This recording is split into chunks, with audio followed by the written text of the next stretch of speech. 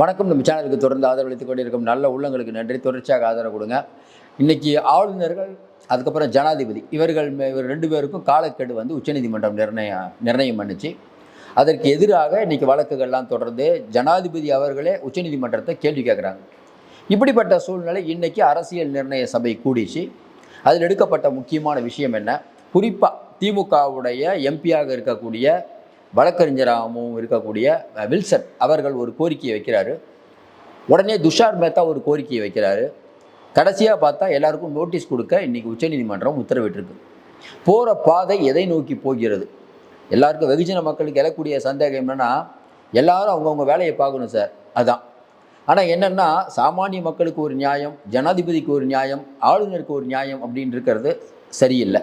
இன்னொன்று, ஒரு காலத்தில் ஒரு காலத்தில் சிலது நல்லதுன்னு நினைப்போம். அது இன்றைக்கி கெட்டதாக மூட மாறி இருக்கலாம். கொஞ்சம் யோசனை பாருங்கள். கொஞ்சம் காலத்துக்கு முன்னாடி பட்டாசுலாம் நிறைய பேர் வெடிச்சிட்டு இருப்பாங்க. இன்றைக்கி பட்டாசு வெடிக்கிறதுக்கு டைம் கொடுக்குறோம். ஏன்னா சுற்றுப்புற சூழல் மாசுபட்டுருச்சு. இப்படி பல விஷயம் சொல்லிக்கிட்டோம். மாற்றம் ஒன்றே மாறாதது.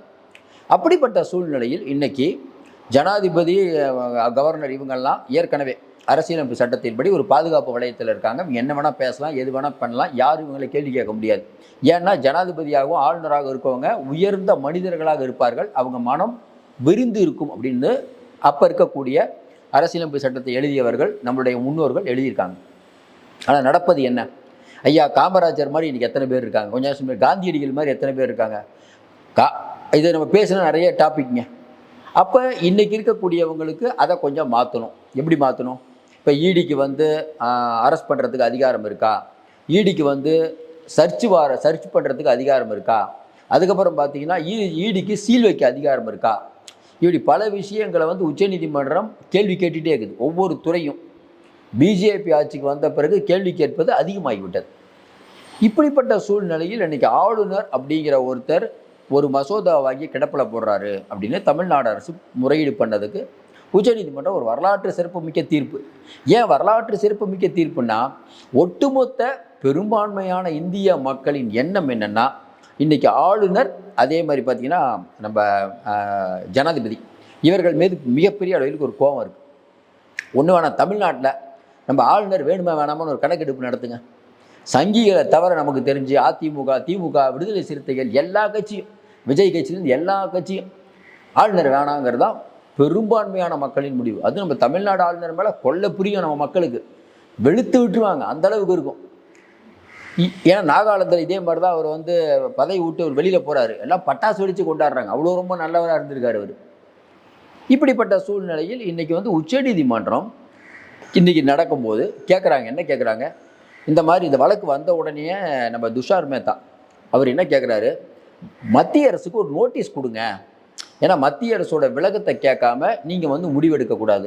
எப்படி ஆளுநரும் ஜனாதிபதியும் அவங்க கடமையை செய்ய மாட்டாங்க, பிஜேபிக்கு ஆதரவாக நடந்துக்குவாங்க. அதுக்கு உச்சநீதிமன்றம் கேள்வி கேட்டால் ஜனாதிபதி அவர்கள் ஒரு 14 கேள்வியை கேட்பாங்க. அதுக்கு உச்சநீதிமன்ற நிர்ணய சபை கூடி முடிவெடுக்கக்கூடிய நேரத்தில் ஒன்றிய அரசு வருது.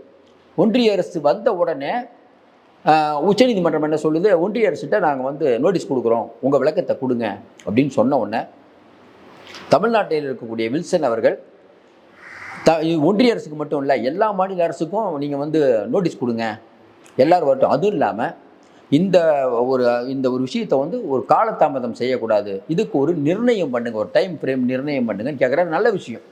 இன்றைக்கி திமுக கேட்டது அருமையான விஷயம்.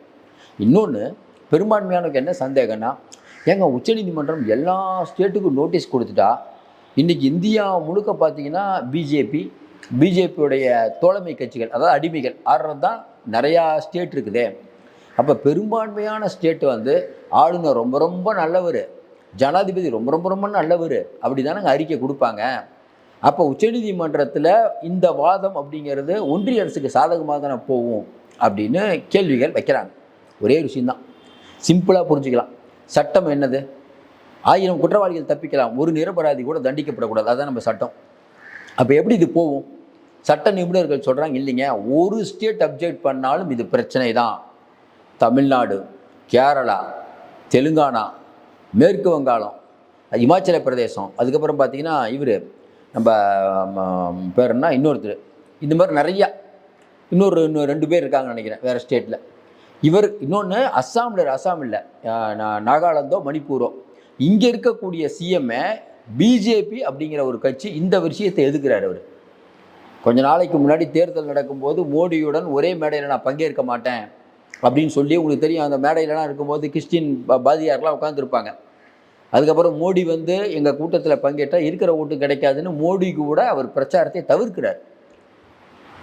இப்படி போயிட்டு இருக்கும்போது இப்போ தமிழ்நாடு அரசு, கேரளா அரசு எல்லாரும் என்ன சொல்லுவாங்கிறது நமக்கு தெரியும். ஏற்கனவே அவங்க ஸ்டாண்டை சொல்லிட்டாங்க.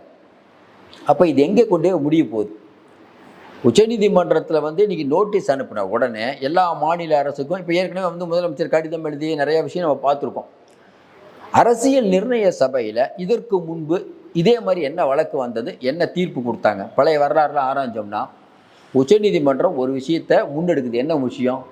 ஆளுநருக்கும் ஜனாதிபதிக்கும் டைம் ஃப்ரேம் ஃபிக்ஸ் பண்ணி ஒப்புதலே கொடுத்துட்டாங்க. எதுக்கு? மசோதாவுக்கு ஒப்புதலே கொடுத்துட்டாங்க. இப்போ இல்லைன்னா ஆளுநருக்கு டைம் ஃப்ரேம் இல்லைன்னா ஏற்கனவே கொடுத்த தீர்ப்பு என்ன ஆகும்? கொஞ்சம் யோசனை பாருங்கள். இது வந்து ஒரு சட்ட சிக்கலில் வரும். வெளியிலேருந்து பார்க்கக்கூடியவர்களும் உள்ளே இருக்கக்கூடியவங்களும் சொல்கிறது என்னென்னா, இது வந்து ஒன்றிய அரசுக்கு ஒரு தலைவலி தான். இது வந்து சீக்கிரம் முடியக்கூடிய வேலை இல்லை. ஏன்னா ஒவ்வொரு அரசாங்கமும் அவர்களோட விஷயத்தை தாக்கல் பண்ணுவாங்க. இது வந்து அப்படியே இழுத்துக்கிட்டே இருக்கும். ஆனால் இதில் என்ன சிக்கல்னா, இவ்வளோ நாள் இப்போ கோர்ட் வந்து உச்சநீதிமன்றம் வந்து ஒரு மசோதாவை பாஸ் பண்ணி இப்போ நம்ம ஆளுநர் வந்து கையெழுத்து போட மாட்டார் அப்படிங்கும்போது தானே முன் வந்து அதுக்கு வந்து ஒப்புதல் கொடுத்துட்டாங்க. இப்போ கேரள அரசு போன வாரம் ஒரு வழக்கை தாக்கல் பண்ணி அதை வாபஸ் பெறுறாங்க. ஏன்? ரொம்ப நாள் கிடப்பில் வச்சுருக்கார் இவர் ஆனார் ஆரிஃப் முகமது கான். நீங்கள் உச்சநீதிமன்றத்தில் ஏற்கனவே கொடுத்த தீர்ப்பு பிரகாரம் நாங்கள் வந்து முறையிடவே வேணாம், அது ஆட்டோமேட்டிக்காக அது வந்து சட்டமாயிடும். அதுக்கு தான் இவ்வளோ பஞ்சாயத்து. அப்போ ஆஸ் யூஷுவல் அதுக்கு தடை இல்லை. இப்போ என்ன சொல்கிறாங்கன்னா, இந்த அரசியல் நிர்ணய சபை கூடி முடிவெடுக்கிற வரைக்கும் ஒவ்வொரு மாநிலமும் இதே மாதிரி கிடப்பில் போட்டாங்கன்னா அது ஆளுநருடைய கையெழுத்து இல்லாமல் நிறைவேற்றப்படுமா அப்படிங்கிற ஒரு கிளியர் பிக்சர் நீ உச்சநீதிமன்றத்தில் இல்லை. அதான் இப்போ சிக்கல். ஏன்னா இப்போ கேரளா அரசுக்கு இன்னும் பதில் சொல்லலை. ஆனால் சட்ட வல்லுநர்கள் என்ன சொல்கிறாங்க, இல்லைங்க, ஒரு உத்தரவுக்கு இடைக்கால தடை பிறப்பிக்கப்படாத வரை அந்த உத்தரவு தான் செல்லுபடியாகும். அப்போ எந்த உத்தரவு? தமிழ்நாடு, பஞ்சாப் உள்ளிட்ட ஆளுநர்களுக்கு வந்து உச்சநீதிமன்றம் ஏற்கனவே கிழிச்சு நீங்கள் வந்து ஒப்புதல் கொடுக்காட்டினாலும் பரவாயில்ல, நாங்கள் ஒப்புதல் கொடுக்குறோம் 146 எங்களுடைய சிறப்பு அதிகாரத்தை பயன்படுத்தின்னு சொன்னாங்கல்ல, அதுதான் ஒர்க் அவுட் ஆகுங்கிறாங்க. இன்னும் குறிப்பாக பார்த்தீங்கன்னா இன்றைக்கி ஒன்றிய அரசில் இருக்கக்கூடிய தலைமை நீதியரசர் கவாயிலிருந்து பார்த்தீங்கன்னா எல்லாரும் பார்த்தீங்கன்னா இன்றைக்கி பிஜேபியை வெளுத்து விடுறதுல ரொம்ப உறுதியாக இருக்காங்க. ஒரு அளவு தான், எல்லாத்தையும் அளவை மீறி போயிருக்கீங்க. ஏன்னா இடியை பற்றி கவாய் அவர்கள் சொன்ன வார்த்தை, வாயை கிளறாதீங்க, ஏதாவது பேசிட போகிறேன், நான் உங்களுக்கும் எனக்கும் இருக்கக்கூடிய ஆதங்கம் தலைமை தேர்தல் ஆணையருக்கோ இல்லை வந்து இடியுடைய இயக்குனரோ ராகுல், இவங்க 2 பேரும் அத்துமீறிட்டு இருக்காங்கிறது கவாய்க்கோ அங்கே இருக்கக்கூடியவங்களுக்குலாம் தெரியாதா? தெரியும். அவர்களும் சமுதாயத்தில் தானே வாழ்கிறாங்க. ஒரு அநியாயம் நடக்குது அப்படிங்கிறது, அப்பட்டமான அநியாயம் நடக்குதுங்கிறது எல்லாம் தெரியும். அவர்கள் எல்லைக்கு விட்டு இன்றைக்கி பண்ணிகிட்டு இருக்காங்க. இன்னொன்று, இன்றைக்கி இருக்கக்கூடிய சூழ்நிலையில் மோடி மெஜாரிட்டியாக இல்லை, அது ஒரு பெரிய ஒரு சாதகமான விஷயம். சந்திரபாபு நாயுடு அவர்கள் தேர்தல் ஆணையத்துக்கு போய் என்ன கேட்டார், ஏங்க இந்த மாதிரி ஆதாரையும் வாக்காளர் அடையாளட்டையும் ஏன் வேணாங்கிறீங்க, கொஞ்சம் மறுபரிசீலனை பண்ணுங்கன்னு நாயுடு சொல்கிறார். கொஞ்சம் சொல்லி பாருங்கள். இதே நாயுடுவுடைய தயவு இல்லாமல் பிஜேபி இருந்ததுன்னா நாயுடு போயிருக்க முடியுமா? போனாலும் எடுபடுமா?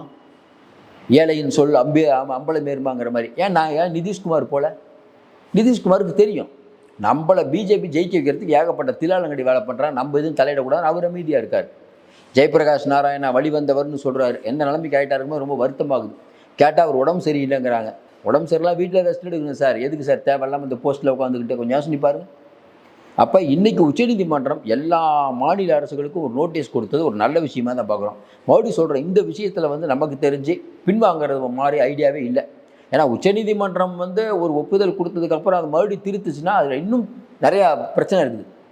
உச்சநீதிமன்றம் உத்தரவு போட்டு எல்லாம் சட்டமாயிடுச்சு, இல்லை ஆளுநருக்கெல்லாம் காலக்கெடு நிர்ணயிக்கலாம் வேணாம் அப்படின்னு ஒரு அரசியலமைப்பு சபை முடிவு பண்ணால் ஏற்கனவே கொடுத்த உத்தரவு அதை கொடுத்த நீதிபதிகள் ரிவைஸ் பண்ணுவாங்களா? அந்த சட்டம்லாம் நிறுத்தி வைக்கப்படும், மறுபடியும் ஆளுநர்கிட்ட அனுப்புங்க, ஆளுநர் கையெழுத்து போடுன்னு சொல்லுவாங்களா? இது ஒரு சட்ட சிக்கல் தான். மற்றபடி இன்றைக்கி வந்து திமுக வில்சன் அவர்கள் பேசியது சரியான வாதமாக தான் நம்ம பார்க்குறோம். வில்சன் பேசலனாலும் வேறு யாராவது கேட்டிருப்பாங்க. மற்றபடி இன்றைக்கி இருக்கக்கூடிய எதிர்க்கட்சிகள் ஒரு முடிவில் இருக்காங்க. இந்த விஷயத்தை விட்டுறக்கூடாது. பிஜேபி என்னென்னா ஏற்கனவே இடியோடைய அமைப்பு கேள்விக்குறியாகி போச்சு. இப்போ ஆளுநருக்கும் பிரச்சனைனா யாரை வச்சு இன்றைக்கி மாநில அரசுகளை நீங்கள் மிரட்டுவீங்க? கொஞ்சம் யோசனை பாருங்கள். கோப்புகளை வச்சுக்கிட்டு ஒரு இஷ்யூவை கிளப்பிட்டு ஏதோ ஒரு பிரச்சனை பண்ணி கவர்மெண்ட்டை முடக்கிறது தான் உங்களுடைய வேலை. இப்போ என்ன பண்ணுவீங்க? உங்களுக்கு டைம் ஃப்ரேம் வேலை செய்யணும். அதான் சொல்கிறாங்கல்ல, ரொம்ப கஷ்டமான வேலை. ஆளுநர் வேலை செய்யணும். நீங்கள் ஊட்டி போய் தங்குறது, டெல்லிக்கு போய் நீங்கள் கட்டுற வீட்டை பார்க்குறது, இந்த மாதிரிலாம் இருக்க முடியாது. ஏற்கனவே ஆளுநர் பற்றி பல சர்ச்சைகள் வந்து கொண்டு இருக்கும்போது இந்த சர்ச்சை இன்னும் விடாத பாடில்லை. பொறுத்திருந்து பார்ப்போம். நிறைய அண்மை தகவலை நம்ம தொடர்ந்து சொல்லிகிட்டு இருக்கோம். இன்னொன்று குறிப்பாக பார்த்தீங்கன்னா தேசிய செய்திகள் நிறைய கொடுத்துட்ருக்கோம். மீண்டும் சந்திப்போம். நன்றி, வணக்கம்.